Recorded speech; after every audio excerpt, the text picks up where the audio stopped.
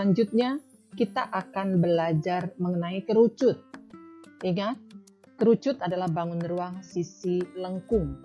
Dan sebelumnya kita pernah belajar juga tentang bangun ruang sisi datar. Ada kubus, balok, prisma, juga limas.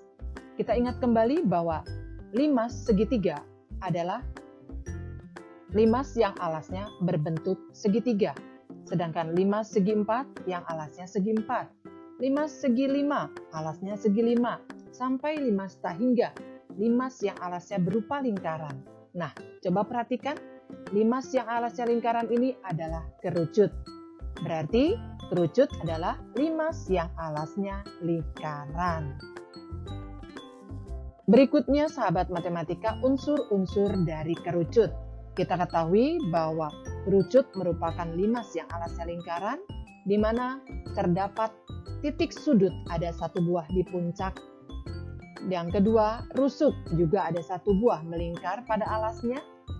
Kemudian yang ketiga, sisi ada 2 buah. Yang pertama, sebuah lingkaran berupa alas dan sebuah bidang lengkung yang disebut selanjutnya sebagai selimut kerucut.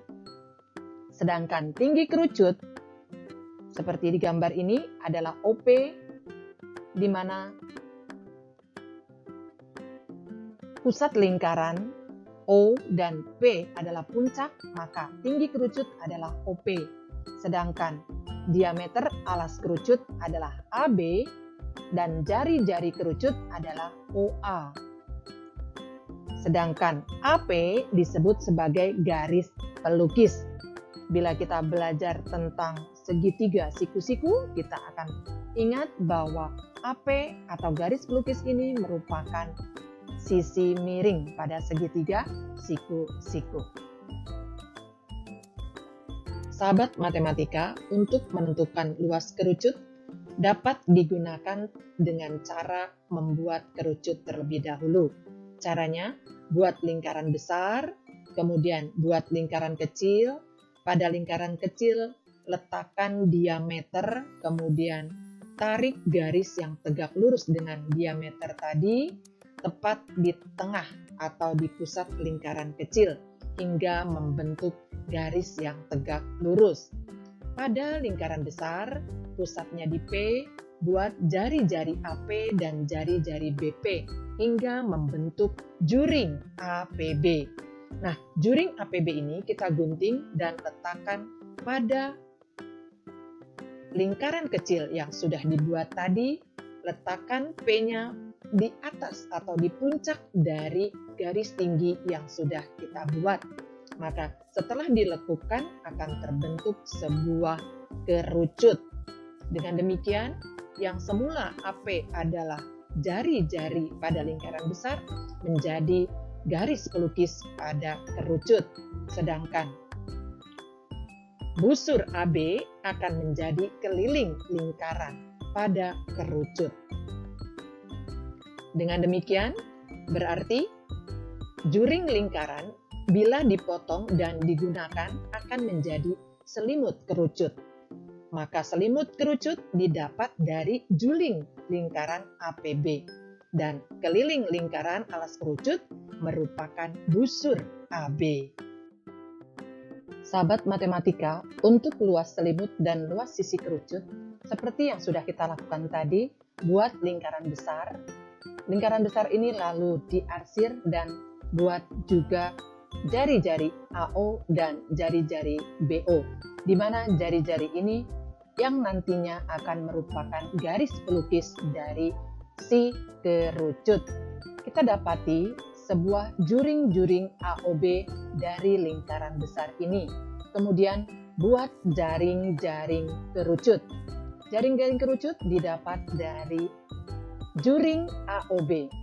AOB ini di mana AO yang semula adalah jari-jari lingkaran, kalau pada kerucut merupakan garis pelukis, maka kita buat juga lingkaran kecil untuk si kerucut.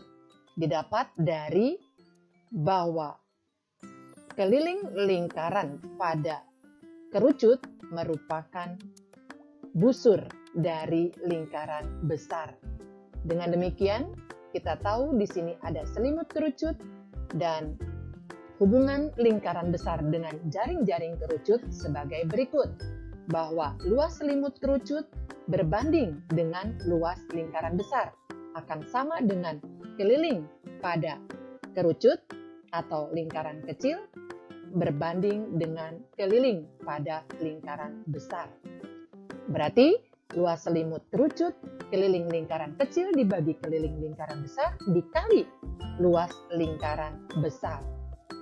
Selanjutnya, kita tahu keliling lingkaran adalah 2πr dan keliling lingkaran besar yang semula 2πr karena R di keliling lingkaran besar ini jadi S, maka kita rubah menjadi 2πs.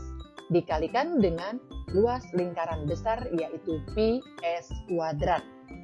Maka didapat bahwa 2πr dibagi 2πs dikali ps kuadrat akan menjadi prs. Untuk selanjutnya, luas selimut kerucut adalah prs. Sahabat matematika, sebelumnya kita sudah dapat bahwa selimut kerucut mempunyai rumus PRS. Coba perhatikan kerucut di hadapan kita ini, di mana kita tahu bahwa luas selimut kerucut adalah PRS, sedangkan luas alas kerucut adalah PR kuadrat karena berupa lingkaran. Maka untuk mendapatkan luas permukaan kerucut atau luas sisi kerucut, tinggal luas selimut ditambah luas alas, di mana PR kuadrat ditambah PRS. Untuk selanjutnya, luas permukaan kerucut adalah PR kuadrat ditambah PRS. Perhatikan contoh berikut suatu kerucut jari-jari alasnya 10 cm dan tingginya 24 cm. Hitunglah luas selimut kerucut itu dan luas sisi seluruhnya. Bagaimana penyelesaiannya? Diketahui bahwa jari-jari kerucut adalah 10 cm dan tinggi 24. Mencari luas selimutnya punya rumus PRS. Kita belum dapat berapa luas atau berapa panjang S-nya. Di sini ingat kembali bahwa hubungan antara R, S, dan T merupakan dalil Pitagoras. Kita bisa peroleh dengan menggunakan triple Pitagoras, di mana S kuadrat sama dengan R kuadrat ditambah T kuadrat. Lalu kita bisa menghitung bahwa 10 kuadrat ditambah 24 kuadrat akan mendapat 676, di mana S akan menjadi akar dari 676 yaitu 26. Sebetulnya kalian ingat pelajaran kalian tentang dalil Pitagoras di kelas 8, kita belajar tentang triple Pitagoras. Bisa dinyanyikan langsung tanpa menghitung, kita bisa tahu. Misalnya dengan lagu 3, 4, juga 5. Nah, di sini kita bisa dapat 10, 2, 4, 2, 6. Nah, maka 26 ini sudah ketemu langsung. Maka PRS adalah 3,14 dikali 10 dikali 26.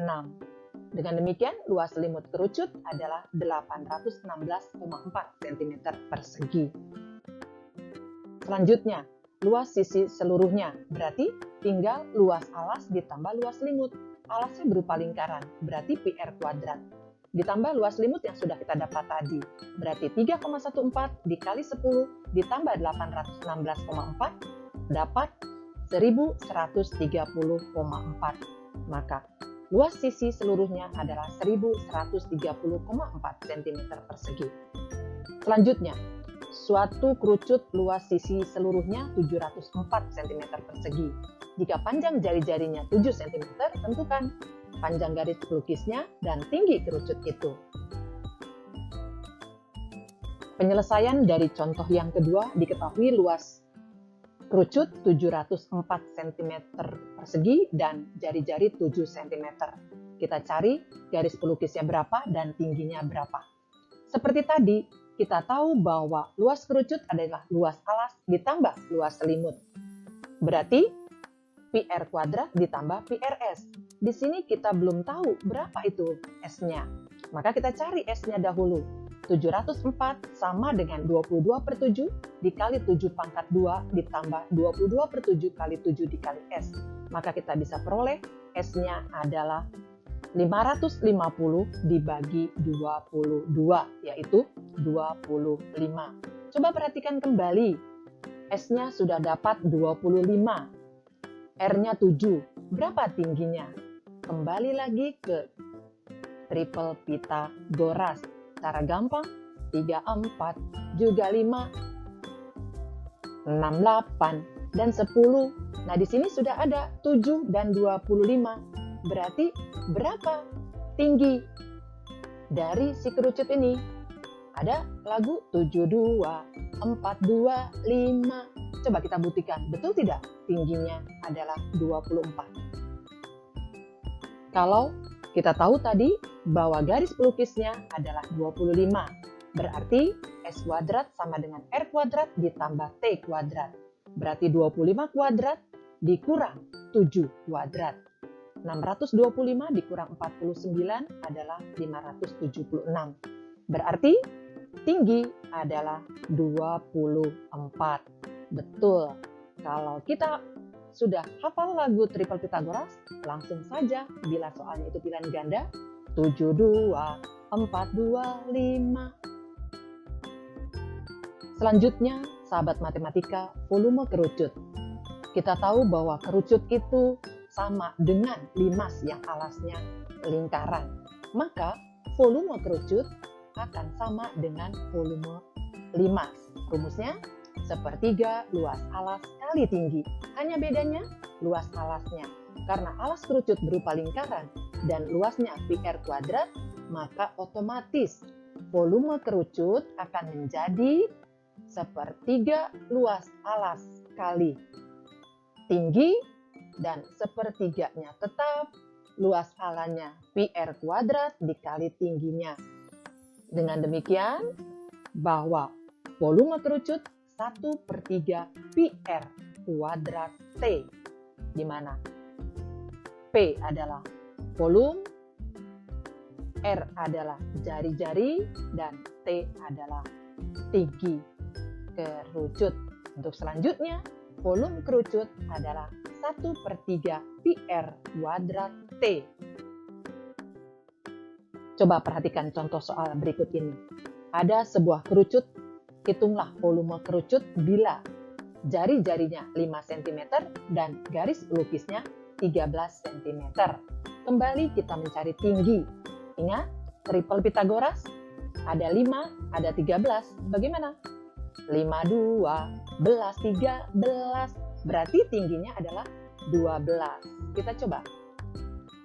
Bahwa kalau volume kerucut adalah 1/3 PR kuadrat T, kita cari T-nya, maka T didapat dengan cara triple Pythagoras atau dalil Pythagoras. Kita dapat T adalah 12. 5, 12, 13. Maka volumenya 1/3 dikali 3,14 dikali 5 kuadrat dikali 12. Volume tabung tersebut atau volume kerucut tersebut adalah 314 cm3. Contoh berikutnya, ada sebuah kerucut yang dipancung atau kerucut terpancung. Dipancung atau dibelah seperti gambar yang ada di sini. Kita tahu kerucut ini mempunyai jari-jari 12, kerucut yang bawah, yang dasar, dan jari-jari kerucut yang terpancung itu adalah 6. Sedangkan DP merupakan jari-jari kerucut yang atas, sedangkan AO adalah jari-jari kerucut yang bawah. Sedangkan tinggi OP adalah 14. Yang ditanyakan, hitung volume benda itu. Bagaimana menyelesaikannya? Ingat bahwa AO adalah 12, OP 14, kemudian DP 6, maka ditanyakan volume benda. Maka kita ingat, untuk mencari volume benda, kita tinggal membuat atau mencari volume kerucut lengkap dikurangi dengan volume kerucut yang dipotong. Volume benda kita peroleh dengan cara volume kerucut lengkap dikurangi volume kerucut yang dipotong. Bagaimana mencarinya? Ingat, sebelumnya kita belajar tentang kesebangunan. Coba perhatikan. Pada segitiga AOT dan segitiga DPT, kita tahu DP berbanding AO sama dengan TP berbanding TO. Kita bisa peroleh bahwa 6 berbanding 12 sama dengan TP berbanding dengan TP ditambah PO. Kita bisa peroleh 1 banding 2 sama dengan TP berbanding TP ditambah 14. Maka kita peroleh TP ditambah 14 sama dengan 2 TP. Maka TP sama dengan 14. Bila TP-nya 14, maka TO adalah TP ditambah OP. 14 ditambah 14 adalah 28. Maka kita bisa peroleh bahwa volume kerucut lengkap 1/3 dikali 22/7 dikali 12 pangkat 2 dikali 28 dikurangi 1/3 dikali 22/7 dikali 6 pangkat 2 dikali 14. Kita dapati volume kerucut lengkap 4.224, sedangkan volume kerucut yang dipotong 528. Otomatis volume bendanya akan menjadi 3.696 cm kubik. Cukup mudah bukan? Terima kasih, sahabat matematika. Sampai jumpa lagi di video pelajaran berikutnya. Tetap semangat. Salam sehat. Wassalamualaikum warahmatullahi wabarakatuh.